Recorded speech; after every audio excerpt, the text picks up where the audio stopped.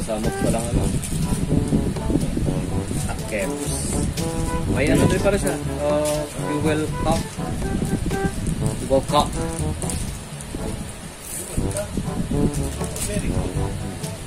May kasama siyang fuel cup. So, i-unbox pala natin ngayon is yung tangke natin para sa Classic 250 na gagawin naming bobber. Ang dumi ng kamay ko. Balis. Close up. So, ito muna check natin. Ano ba ito? So, lakas muna sa kanya ang fuel cup. Siyempre, may kasamang susi. Pag walang susi, hindi mo mabubuksan. So, siya. Ganda, diba? So, itong color blue na to, natatanggal naman yan kasi gato din yung kulay. Testing natin.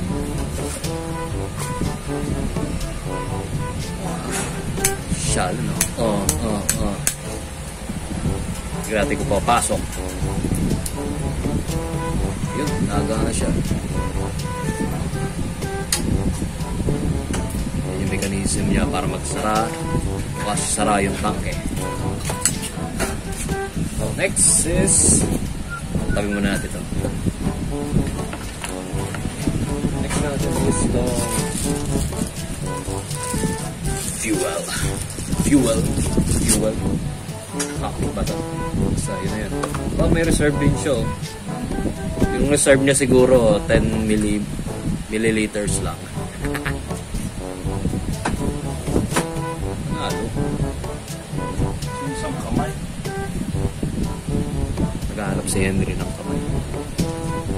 Stop na din natin. At dito na tayo sa ating main event. Dun, dun, dun!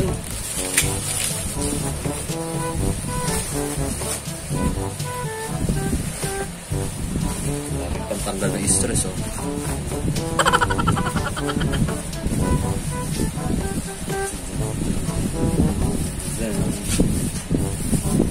Then, binila natin color black to.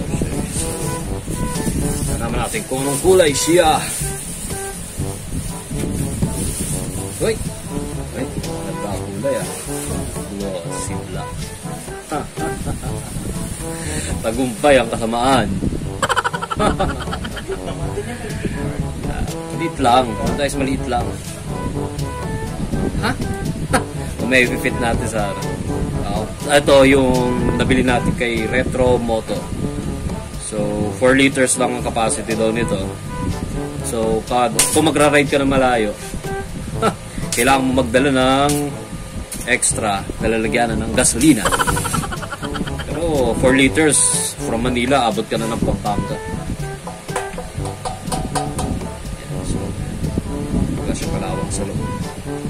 So, nabili namin to kay Retro Moto for 5,350 kasama ng shipping.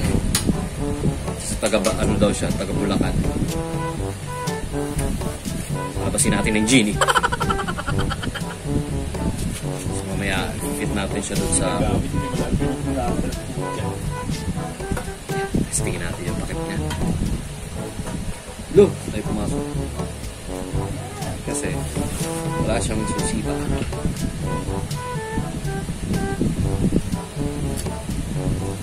Yeah.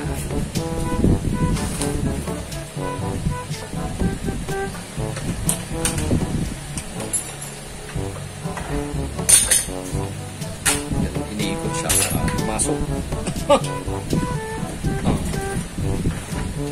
Siyempre, lock mo.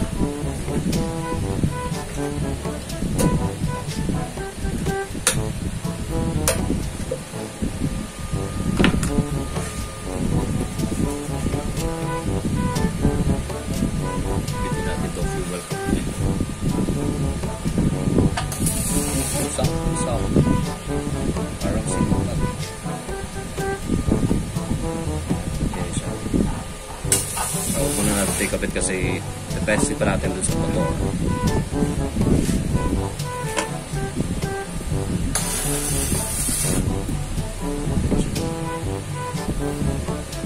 Lipat na tayo dun sa may motor natin. Yan, so ito yung motor natin. Gagawin natin siyang parang Japanese bobber style. Wala pa tayong makina kasi yung makina ginagawa pa. Kapalitan natin ng gulong. Yung gulong siguro 21 inch. Tapos manipis. Harap, tapos yung likod kapal.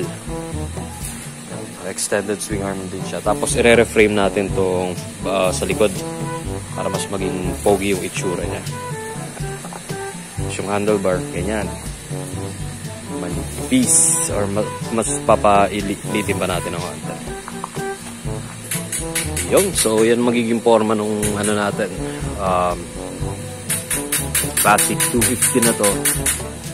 Ganyan magiging forma pag nilagyan na natin yung tangke. Tapos re-reframe dito. Yan. Lagyan natin ng maliit na upuan para subakto lang. Gawin natin siya single seater kasi hindi naman tayo nag-aangkas eh. Tapos tanggalin itong mga ilaw-ilaw. Palitan ng maliit na side mirror. Ay, side mirror. Maliit na signal light. So, yung ilaw, palitan din natin ng maliit. So, hopefully matapos tong build na to bago mag 2021. Para may magamit tayong motor. Ayan. Tapos, pinalitan din natin tong shock. Macho bobber style. Ha?